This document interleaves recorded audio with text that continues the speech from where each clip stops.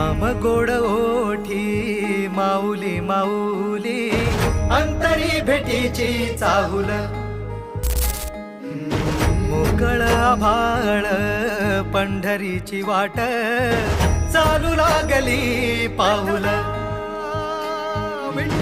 नाम गोड ओठी माऊली माऊली, अंतरी भेटीची चाहुल, निघाली पाऊले दर्शनी, ध्यास लागला पंढरी.